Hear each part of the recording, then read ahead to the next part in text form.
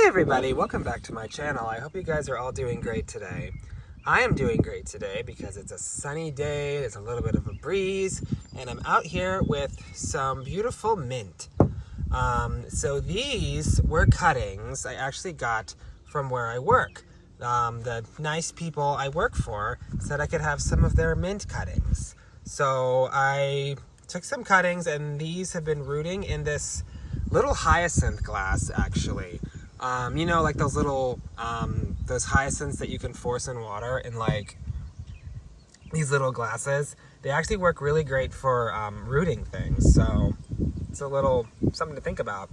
So, but anyways, I want to show you how you can plant them, how you can plant those cuttings in pots. Now, I specifically mentioned pots for a reason. Or really anywhere that's contained is ideal. Because from what I understand and from what I have read, they really need to be contained, because mint, I know these look pretty pathetic right now, but they'll be fine. They need to be contained. Because as wonderful, as sweet smelling as they are, here, let me, sorry, I just had to smell that for a second. It smells so wonderful. They are pretty aggressive. They can spread and overtake a garden if you plant them in the ground. So, ideally, what you want to do is plant them in a pot, in a raised bed, or something like that, where they cannot escape, where their roots cannot escape, because if you don't, they will overtake your garden, from what I understand. So I'm not willing to take that risk of putting them in the ground and having them take over my garden. So this is how I'm doing it. So ideally, when you're looking to plant them, so that's kind of the shtick on that. But you want to make sure before you plant them, that they have a good enough root system. So, see these? I don't know if you can see these roots in here. So these guys have a pretty good root system, and these did as well.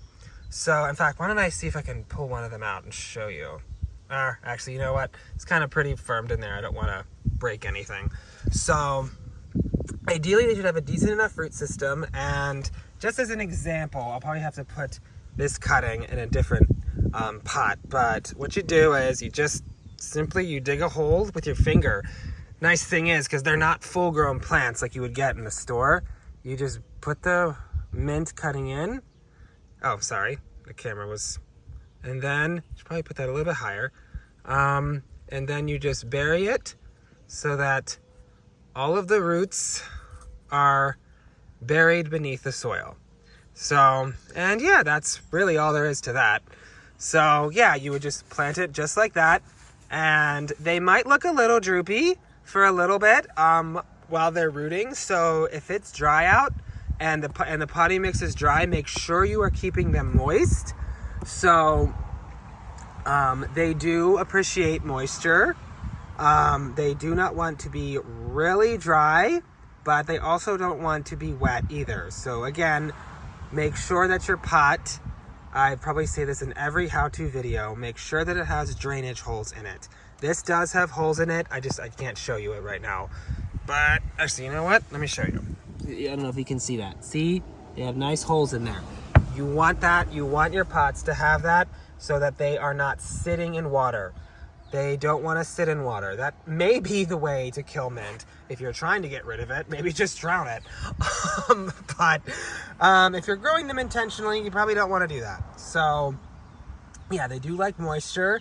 As for the light, I've heard two possible areas they can grow. They can grow in full sun, and I think ideally, though, they like partial shade. These will probably go in a full sun location. I just want to put it out where my strawberry patch is. But again, I'm making sure they're contained so they don't spread into it. So So you can probably do either one as long as the soil moisture is appropriate. As for feeding, you can feed these probably, and in pots, probably a good idea to maybe feed them once or twice a year. But again, from what I've read and from what I understand, they're pretty tough. So if you miss a feeding, I wouldn't sweat it. This already has some fertilizer mixed in it, so I'm probably not gonna bother, like in the potting mix. So I'm probably not gonna bother maybe for a little while, maybe not even at all this year. So maybe next year I'll have to feed them. So that's kind of the deal with feeding.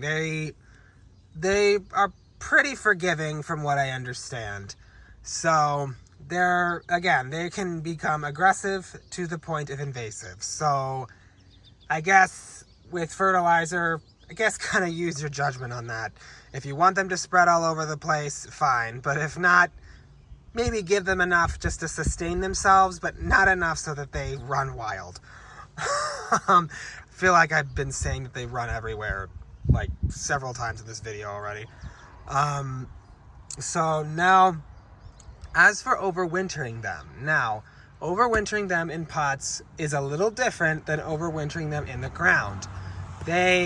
Ideally, they should be at least 2 hardiness zones hardier than your current one. So for example, I live in a zone 6, a 6B, so I live like on the southern half of 6. And these, I'm not exactly sure, but I think this is spearmint. So I think this is hardy to at least a zone 5. So if that's true, I might be risking it a little bit, but I could just like hill it in with extra straw. You're kind of fudging it, you can probably like put it in a place where they won't freeze really hard.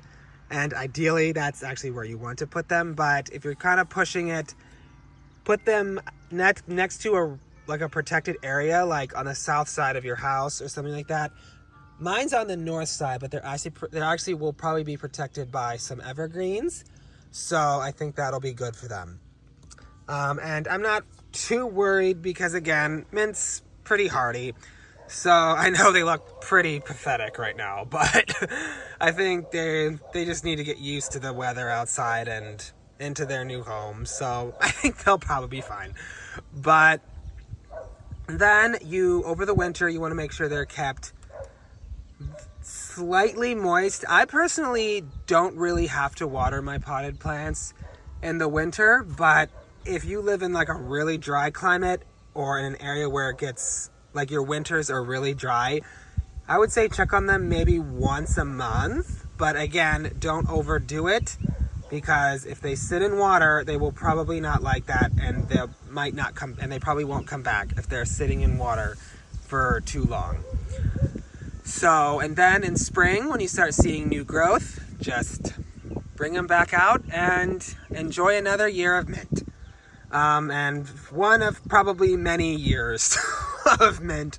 So I hope you guys enjoyed this video. I hope you guys found it informative. And if you did, if you could please leave a like, comment, and subscribe. I would really appreciate it. And thank you guys very much for watching, and I'll see you guys in the next video very shortly. Thanks for watching.